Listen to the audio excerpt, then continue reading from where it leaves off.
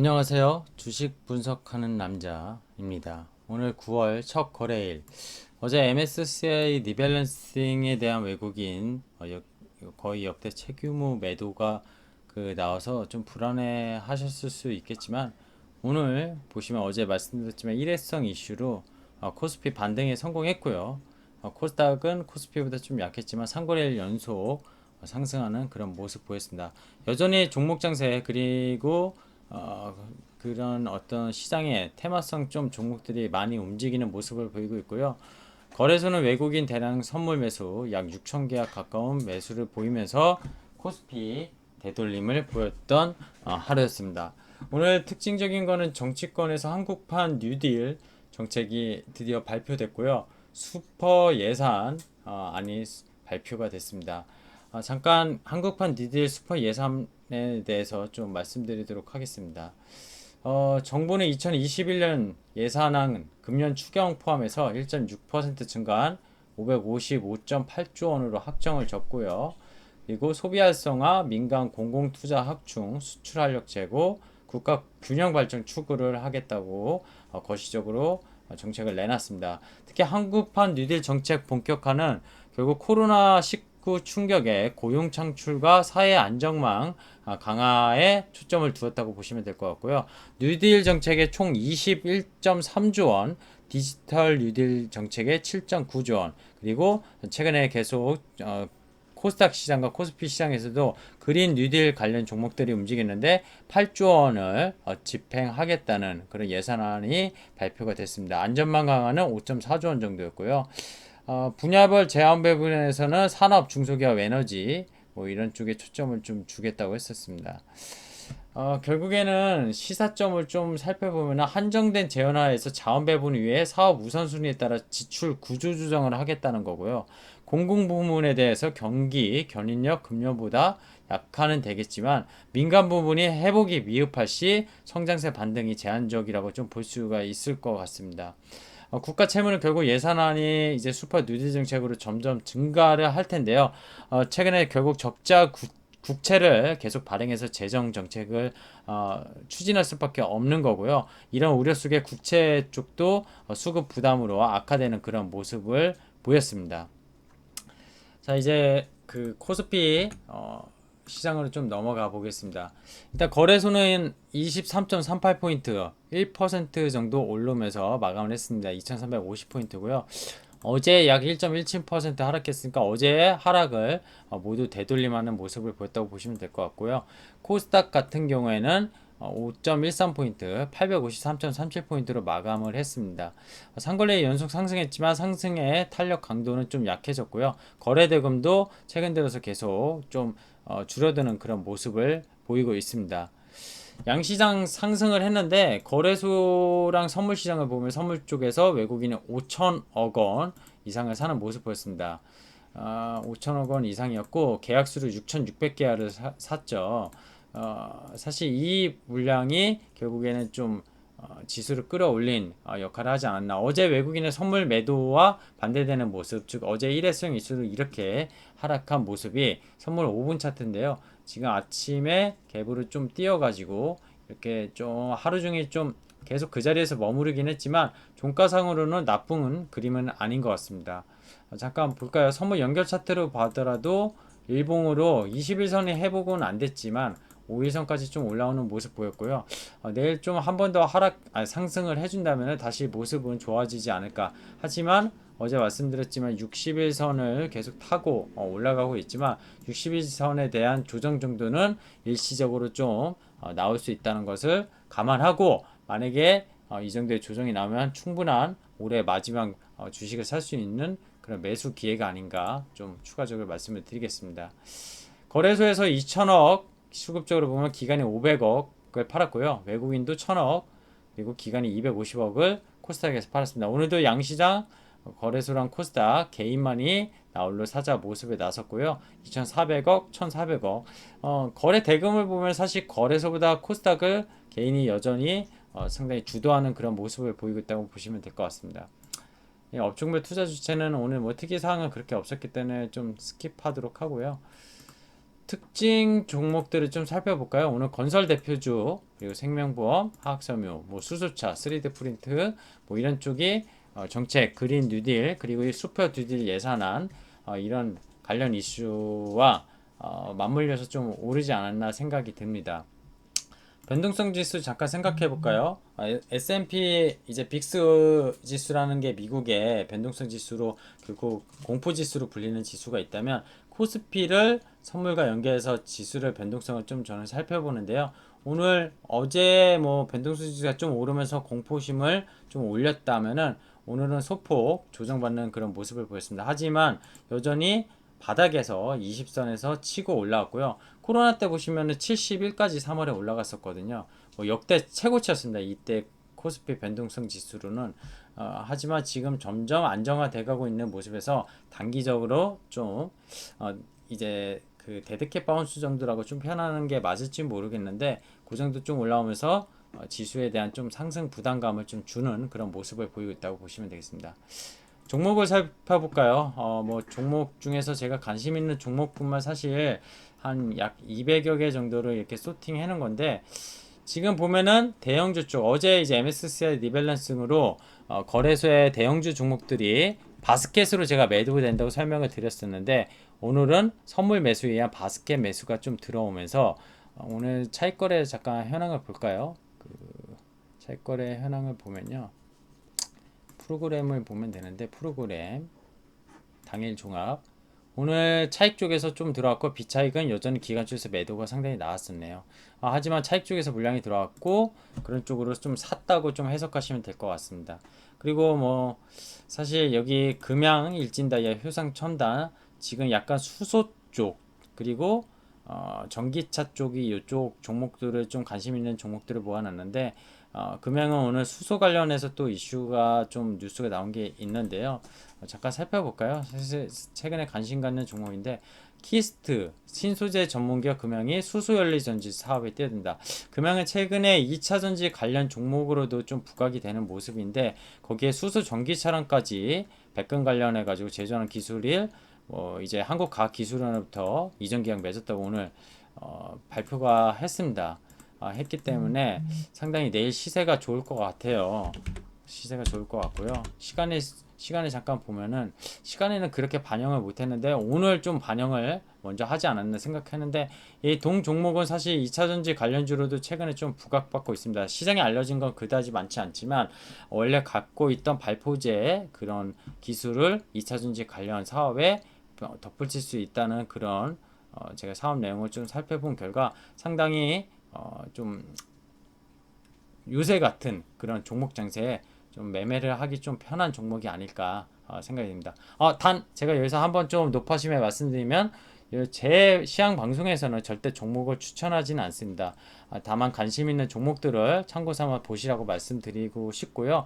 종목에 대해서 판단은 사실 리포트나 여러 가지 뉴스들도 좀 먼저 스터디 하신 뒤에 접근하시는 거 좋을 거라고 먼저 말씀드리면서 절대로 종목 권유나 추천, 매수나 매도를 권유하는 행위는 저는 하지 않는 것을 좀 말씀드리겠습니다. 모든 투자는 본인의 책임하에 집행하시는 것 좀 참고하시고요. 저는 다만 조언 역할, 첨언 역할을 하는 역할이라고 주식 분석하는 남자라고 좀 생각해 주셨으면 좋겠습니다. 바이오 업종이 오늘 좀 그렇게 뭐 강하진 않았습니다. 유비케어, 언택트 관련 종목이 좀 강했고요. 여전히 라이선스 아웃 기대되는 뭐 G3BNT, 오스코테 그리고 최근에 큐리안테가 계속 강세했는데 이런 종목들이 상당히 강했고 SK바이오팜이 강하면서 SK케미칼, CMO 쪽도 상당히 강했었는데 삼성바이오랑 ST팜은 조금 시장 대비 그런 상승을 보여주지 못하는 그런 모습 보였습니다. 어제 이슈가 있었던 메지온 오늘도 좀 하락 마감을 했는데 어제 하락으로 충분히 이제 마무리되는 게 아닌가 생각이 듭니다. 비메모리 쪽, 메모리 쪽, IT 쪽 좀 살펴보겠습니다. IT 쪽, 메모리 쪽과 비메모리 전반적으로 좀 오르는 모습 보였고요. 그리고 5G 관련 종목들은 조금 희비는 엇갈렸지만 이노와이어리스, KMW 등은 상당히 시장 대비 강한 그런 모습을 보였습니다. 게임주 웹젠이 오늘 8%대 급등하는 그런 모습 보였고요. PCB, OLED, ETC 뭐 이런 IT 업종들도 전반적으로 다 강세의 모습을 보인 게 제가 보는 관심 종목 중에서 좀 시장을 읽을 수 있는 그런 포인트가 아니었나 생각이 듭니다. 그리고 또 말씀 안 드린 게 이제 해외 시장을 잠깐 살펴볼까요? 일본 증시는 약보합을 했고요. 어제 큰 폭의 상승을 보였었기 때문에 뭐 워렌 버핏 효과라고는 했지만 사실 이 부분이 지속될지는 좀 지켜봐야 될 것 같습니다. 그리고 아시아에서 대만, 홍콩 지수, 중국 관련 지수 전부 다 상승 마감하는 그런 모습을 보였습니다. 상위 지수 잠깐 살펴볼까요?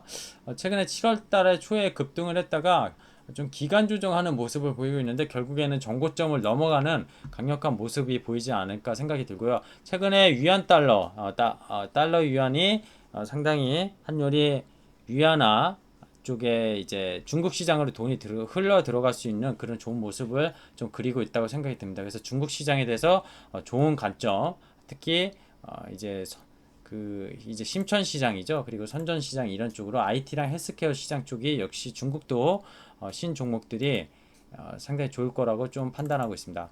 옵션 쪽에 대해서 잠깐 살펴보겠습니다. 옵션은 저는 이제 등가가 코스피 200 기준으로 있는 콜과 풋의 경계선을 등가라고 ATM이라고 애더머니라고 표현을 하는데요. 이 등가 다음 주 목요일이 선물 옵션 9월 동시 만기일입니다. 그래서 이 동시 만기일날 코스피 200이 310이면 310으로 콜과 풋이 제로에 결국 수렴하고요. 옵션은 결국 프리미엄을 먹어 들어가는 전략입니다. 물론 뭐 외가 OTM이죠. 아웃더머니라고 해가지고 인더머니 내가가 아닌 외가를 사서 그 방향성에 베팅해서 먹을 수도 있겠지만 사실 메이저들은 대부분 이 프리미엄을 먹는 전략을 씁니다. 그래서 지금 만약에 310이 코스피 200 기준으로 다음 주 선물 옵션 동시 만기일, 옵션 만기일이기도 하죠. 그때까지 310에서 12 정도에서 계속 놀게 된다면 지금 현재 여기 이 가격이 25만 원의 승수를 붙이는데요. 그 25만 원의 가격만큼 뭐 매도한 사람은 이제 다 먹게 되는 거고요. 매수한 사람은 이게 제로에 수렴하게 되면서 결국에는 깡통으로 차게 돼 있습니다. 그래서 옵션이 위험하다는 건데 어쨌든 저는 옵션을 보여드리는 거는 지수의 레벨과 양압의 레벨 그리고 현재 시장이 프리미엄에 껴져 있는지 이런 여러 가지 복합적인 거 보기 위해서 설명드리고 있습니다. 좀 복잡할 수 있는데 차근차근 옵션은 제 시향을 계속 꾸준히 보신다면 좀 이해가 되시게 설명을 드리도록 하겠습니다. 오늘은 그냥 양압만 살펴보겠습니다. 2350선이죠. 여기랑 312랑 310 레벨 선이고요. 지금 양압이 310 기준으로 10.33, 312.5포인트 기준으로는 10.16 정도로 10레벨의 만기치고는 상당히 거래일수가 지금 10일 남은 것 치고는 프리미엄이 좀 꼈다 이렇게 좀 판단을 하고 있습니다. 여기까지 HTS 홈트레이딩 시스템으로 오늘 국내 시장, 한국 주식시장 마감 시장 좀 브리핑 해드렸고요. 결국에는 오늘 코스피 거래대금이 14조, 코스닥 거래대금 12조, 양시장 26조 정도 거래됐습니다. 최근에 30조를 계속 돌파하다가 좀 줄어들긴 했지만 메타컴 추이는 여전히 53조에서 54조 정도 전혀 줄어들지 않는 그런 유동성 파워풀한 장세를 보이고 있다고 보고 있습니다. 그리고 코스닥 3일 연속 상승에 대한 피로감은 오늘 좀 보여줬지만 헬스케어 업종이 좀 약해졌지만 그 와중에 이제 IT가 좀 반격에 나서는 그런 모습을 보였고요. 여전히 그린 뉴딜 테마 관련주들 상당히 지속되는 모습들은 종목 장세를 지속한다고 해석할 수 있을 것 같습니다. 오늘 밤 미국 증시 지금 선물지수로 나스닥 지수 상당히 강하면서 또 신고가를 갈아치울 그런 모습 보이고 있는데요. 어제도 그랬죠. 오늘 새벽에 마감한 그 뉴욕 증시 나스닥 지수를 보면은 결국 애플과 테슬라가 주식 분할 이후에도 지속적인 상승을 하는 그런 모습 보이고 있습니다. 물론 시간외로 양호한 실적과 가이던스를 상향 조정한 줌 비디오도 20% 이상 폭등하고 있기 때문에 이 결과가 계속 언택트 관련 종목들, 즉 미국 기술주들 나스닥을 구성하는 이제 상당히 좋은 종목들에게 계속 미국 강세장을 보여주고 있다고 생각이 되고 있습니다. 오늘 미국 시장 뭐 조금의 조정이 나오더라도 한국의 유동성을 상당히 꺾기에는 힘들 거라고 좀 판단이 들고 있고요. 여전히 상승세를 계속 즐기시기에는 충분하지 않나 생각이 듭니다. 물론 이제 미국 대선이 이제 2개월밖에 안 남았습니다. 11월에 있을 미국 대선에서 바이든이 이길 것이냐, 트럼프가 이길 것이냐 여전히 좀 논란은 많은 가운데 바이든이 최근에 여론조사에서 앞서고 있다고 하지만 사실 미국 백인들은 상당히 그런 여론 폴에 대한 심리를 나타내지 않습니다.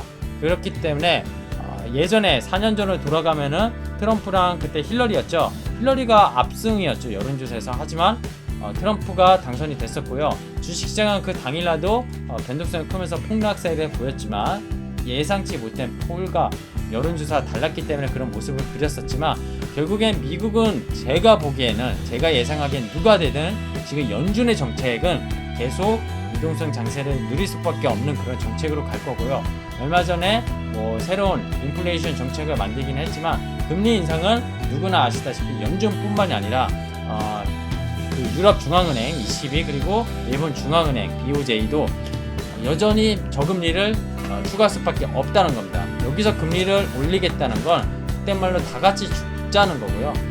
그만큼 유동성이 풍부해질 수 있는 장을 전 세계적으로 만들었다는 거고, 한국은행도 지금 기준금리 0.5% 선진국보다는 높지만 이 금리를 올리기에는 우리나라는 너무 부동산 시장에 대한 그 리스크랑 트리거가 너무 크다는 것입니다.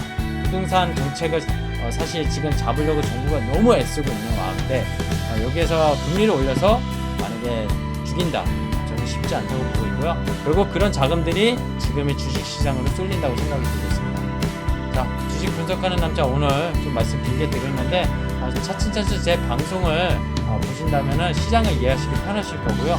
종목군도 사실 추천한다는 의미는 아니지만 시장에서 좀 이런 종목들을 관심 가지시면 다른 개인보다는 일반 주린이라고 하죠. 요새 주린이들보다는 수익을 올릴 수 있는 그런 방법들을 알려드리고 좀 더 시장에 접근할 수 있는 방법들을 여러분과 같이 공유할 수 있는 장을 만들겠습니다.